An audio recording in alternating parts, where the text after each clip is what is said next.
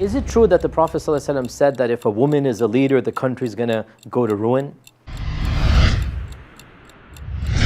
Well, that is a paraphrase of something found in Bukhari. The Prophet ﷺ said that no nation will prosper who puts its leader as a woman. Now, this hadith, our scholars have differed over it. Some have said that this is a specific reference to Persia at the time. And in fact, Ibn Hajar, the famous commentator, mentions this, that this is not a fiqhi ruling that can be applied to every scenario and circumstance. Rather, this is something that the Prophet is saying that this nation, the Persian Empire, because they had appointed a particular princess to be their queen, and she was not qualified, and things were going on. So it is as if the Prophet is saying this nation, and he's not saying no nation. This nation that has now appointed this lady as its ruler will not succeed. And in fact, that's exactly what happened. She turned out to be the last princess of Iran, the last queen of Iran, of a Persian empire, the Sassanid Empire, I should say.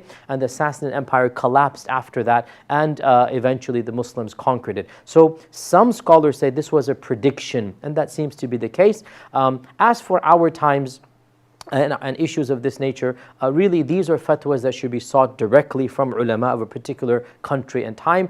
We are not living anymore in the systems of the previous times. There is no khalifa, there is no unilateral leader that used to exist. What we now have are prime ministers, presidencies, shared power, and these require different fatwas in scenarios, and perhaps we can fine-tune depending on the circumstance and situation of the countries that we happen to live in.